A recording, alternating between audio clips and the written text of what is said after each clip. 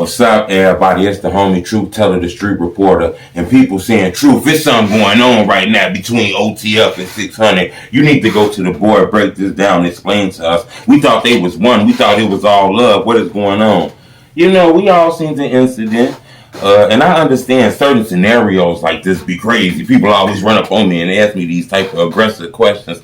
I get it. They know I'm a drill historian. I've been documenting the culture for a while because I feel like this time period is a period people in the future going to look back and be like, damn, all them people lost their life and all that crazy shit. And I want to be one of the leaders in documenting this shit, in my opinion. I think this is a crazy time, and I think we can learn from this too for future generations, in my opinion. But we all see what's going on right now. You know, there's some street shit. If you can't take this, you're going to have to walk out.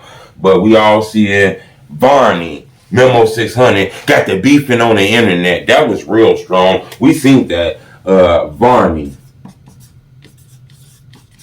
against Memo600.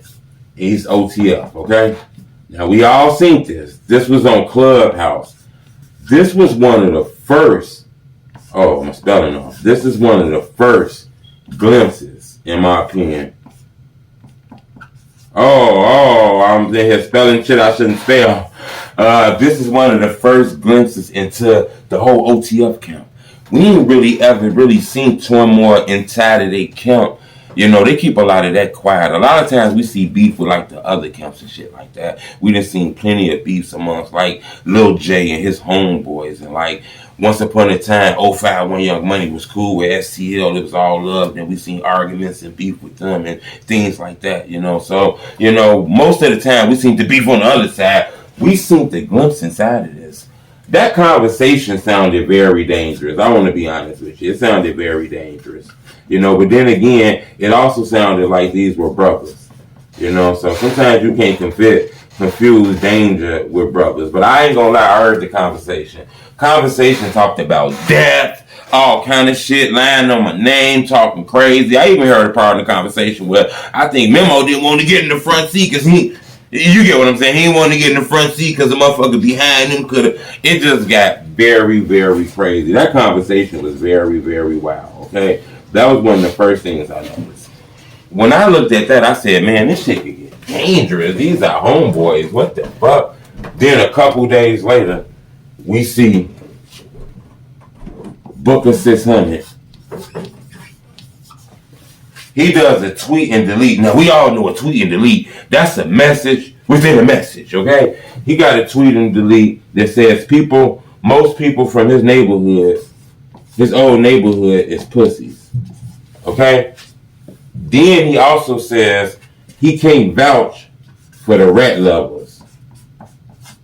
Now remember, a couple days ago, we seen M-Thing and Tay600 have a picture go viral of them together. M-Thing with the caption, that's my brother, regardless of whatever happens. We see this picture.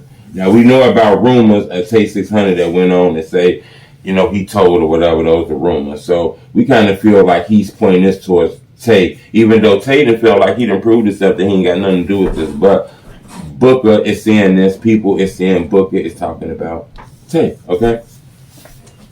Booka is also from OTF. So people saying OTF against 600. This is what people are seeing that's making them believe that. Then you got to remember, Bezu got in an altercation where he was on the internet dissing Memo600, which is from 600. Bezu is from OTF.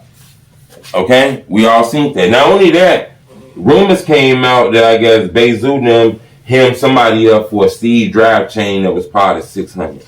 That's another altercation against 600. Then we heard rumors that Lil Durk and Memo had beef.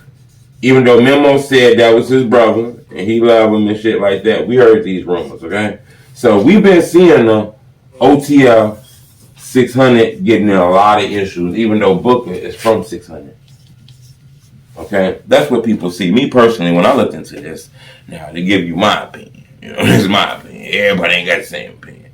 I don't think everybody was one anyway. I don't think everybody was one a long time ago or now. I think it looked like that because the drill culture, the era, you had the BDs versus the GDs. You seen the internet stuff as the BDK war, the GDK war. You seen that whole bunch of crews against these crews. But I think guys is linked up. I think all that is. I think Front Street is his own hood. You know, I think O Block is own area, 600 is own area, Varney own area, but they got love for each other. Some people hang with each other, but you know, I guess in they man, this niggas they don't like in every crew.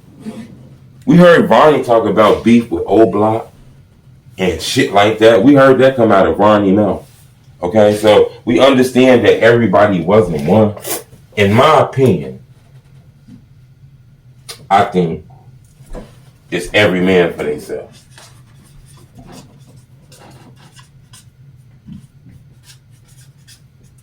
I think it's every man for himself, in my opinion. I think OTF then got so big and got so famous in this rap shit that they not allowing nobody to play with them. You do anything that can make them look bad, you fucking around with anybody they don't fuck with, anything to make their brand look dirty, they speaking out on that shit. You know when niggas get rich, they get famous. You know how niggas be talking down on you and shit, hating on you because you done made it and shit. A nigga be hating on you, got a whole hating ass spirit. So you got OTF and them, they got the mindset that ain't no motherfucker playing with me. A nigga better not play with me. So I think that's why Booka is speaking out. I think that's why Bayzoo speaking out. They not letting nobody play with them, in my opinion. I think a lot of this also got to do with Lil Durk, too. I think a lot of this got to do with Lil Durk. You know, I think Lil Durk connection to Rondo, his beef with Tay 600, I think a lot of this got to do with that, too. Anybody that's linked to him, I think OTF is going to speak out on, you know, in my opinion. I think, you know, the whole Tay 600 shit big, and then Tay is also related to Booka. And for your cousin to go against his cousin, you know, to put that kind of jacket on somebody will run up on you and try to blick you down. To put that jacket on somebody, that's not a regular jacket. That's not a Nike jacket. That's not a First Down jacket, okay? That's a Balenciaga jacket. To put that kind of jacket on somebody, you don't give a fuck about nobody like that. This man relative. So, you know, he must have a real strong love for Durk, in my opinion. Okay? All right? Or he must know some shit we don't know. You know, it's rumors that went on with Tay 600. You know, some people believe he did dirty things. Some people believe he proved that he didn't do dirty things. I think that's old news. I'm not jumping into that. But that's what I wanted to tell you. Another thing I wanted to tell you is, you know,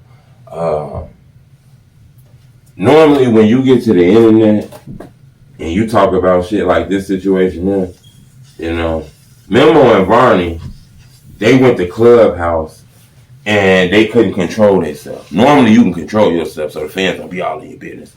Normally when you can't control yourself like that and you speaking like that and you don't give a fuck who recording on you gonna get on YouTube, you been feeling like that. You been had an issue. You been had a problem. Motherfucking mouths was just closed. Now I think everybody know. In my opinion, you know, I think Memo600, you know, now I can be wrong. In my opinion, I think Memo600, okay? You see where I'm going? I think he noticed a backdoor in his opinion. In his opinion, I think he noticed a backdoor, so he wasn't getting in no seat or no car, nothing like that. Not saying that's what was going to happen, because I don't want to talk like that. I'm just saying from what I heard. So if I never heard it, I wouldn't be talking about it. But in my opinion, I think Memo600 noticed that the back door was open, and he didn't want nobody to come through it. This sounds a little backdoorish. I'm not going to lie. I think a lot of these people need to stay away from each other. I do think these guys knew each other before the fame. I do think this is brothers. I do think eventually they could speak to each other and get past this kind of shit. But I'm not going to lie. When I hear Varney, Memo, Booka, Durk, Bayzoo, these are strong names in the drill culture. These guys got a lot of clout. These guys got a lot of fame, got a lot of fans, you know. Their name ring bells on the internet. When I put all that together, it makes it dangerous. That's the type of clout where the fans that instigate this shit. You got to make sure that you don't let these fans instigate you to getting your life through the fuck away, you know.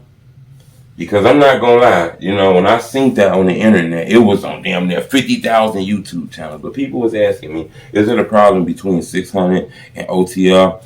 I wouldn't say that, me personally. I think it's issues between certain people, personal issues. But I do think crews will get involved. Remember, ain't nobody gonna let their homie get hurt. So I do think this could get dangerous, but I do think this could just be some internet shit that'll boil over. You know, subscribe to my YouTube channel. It's the Homie Truth.